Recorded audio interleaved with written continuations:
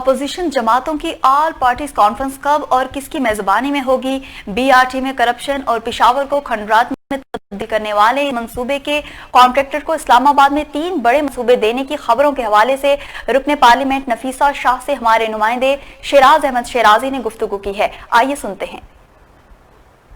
जी बिल्कुल, अगर बात की जाए ऑल पार्टीज़ कॉन्फ्रेंस के हवाले से तो आजकल ये बात ज़ुबान ज़द आम है कि जितनी भी अपोजिशन पार्टीज़ है वो मुत्तहिद हो रही है हुकूमत के ख़िलाफ़।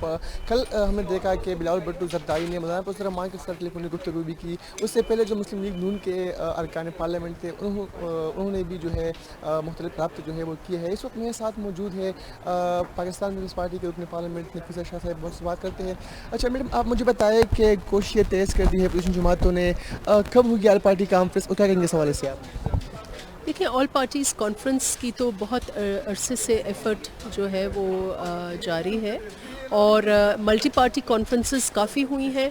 पीपल्स पार्टी की ज़ेरे निगरानी हुई हैं, हमने कोऑर्डिनेट किया है, हर सूबे में ये हुई हैं और उसके साथ साथ मीटिंग्स भी जारी हैं, राब्ते भी जारी हैं।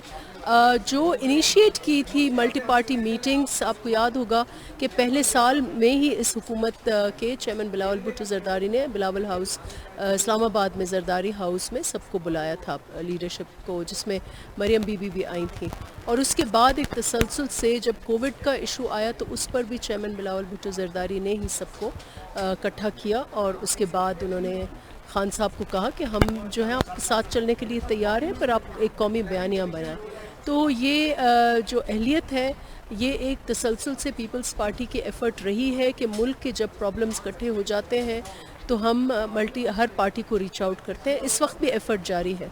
अब अनफॉर्चुनेटली PMLN में ताख़ीर इसलिए हुई है, वहाँ कोविड का इशू है या और बाकी उनके इश्यूज़ हैं, लेकिन हमारा ये एफ़र्ट होगा कि अपोजिशन जो हो वो हम अलहदा भी करें बहैसियत हमारी पार्टी, हमारा मंशूर, लेकिन उनके साथ भी मिलकर भी बाकी जमातों के साथ, क्योंकि मुल्क के इतने मसाइल हो गए हैं और ये नाअहलों का टोला जो है ये बिल्कुल हर शोबे में, हर मिनिस्ट्री में नाकामियाँ हैं और आवाम की तकलीफ़ें जो हैं वो बढ़ती चली जा रही हैं। अच्छा मैडम, अगर बात की जाए BRT मंसूबे के हवाले से, इसमें जितनी करप्शन हुई है सबके सामने है। पेशावर का बेड़ा गर्क कर दिया, खंडरात में तब्दील कर दिया पेशावर को। अब सुनने में आ रहा है कि जो कंट्रैक्टर है BRT का, उनको इस्लामाबाद में भी जो है 3 बड़े मंसूबे हवाले किए जा रहे हैं। इस हवाले से क्या मौक़िफ़ है आपका?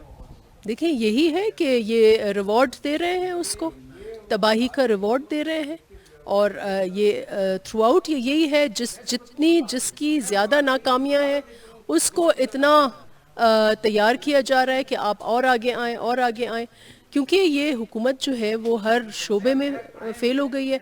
BRT एक सफ़ेद हाथी है जैसे हमारे चेयरमैन ने कहा, और इसको स्टे ऑर्डर पे ये चल रहा है ये प्रोजेक्ट। इसी तरीके से फॉरेन फंडिंग केस भी स्टे ऑर्डर पर। ये सारी चीज़ें आवाम को हक़ाइक़ पता होने चाहिए कि एक मंसूबा जिसको 7 साल हो गए हैं वो बन नहीं पा रहा है, वो खंडरात बन गया है, पेशावर शहर तबाह हो गई है, उसकी एक तारीख़ी हैसियत बर्बाद हो गई है।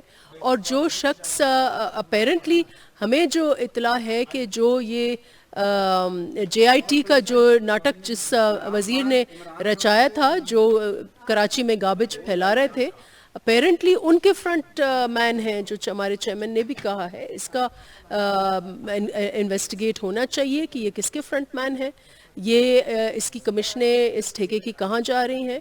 और इसके ऊपर तो बहुत बहुत सीरियस के पहले ही एक तबाहकुन प्रोजेक्ट है, एक वाइट एलिफेंट है जो ख़त्म भी नहीं होता, जो चलती भी नहीं है, जिसका एक तरफ से जब शुरू करते हैं तो दूसरी तरफ वो खुल जाता है रोड। उसका JIT जो है इसके ऊपर भी बननी चाहिए, इस केस को प्रोसीड करनी चाहिए। इसकी इन्वेस्टिगेशन रिपोर्ट एक दफ़ा आई भी है जिसमें इन्होंने इनकी नाअहली की और करप्शन के दास्तान जो हैं वो खोले हैं, तो इसके ऊपर बिल्कुल इन्वेस्टिगेशन होना चाहिए। बिल्कुल दीदी, हमारे साथ नफीसा शाह का कहना था कि जल्द जो है ऑल पार्टीज़ कॉन्फ्रेंस बुलाई जाएगी। उसके साथ साथ जो BRT का मंसूबा जिसमें करप्शन हुई है, अब उनके जो कंट्रैक्टर है उनको इस्लामाबाद में जो है 3 बड़े मंसूबे हवाले की जा रही है, उनके बारे में आपने उनका मौक़िफ़ सुना? जी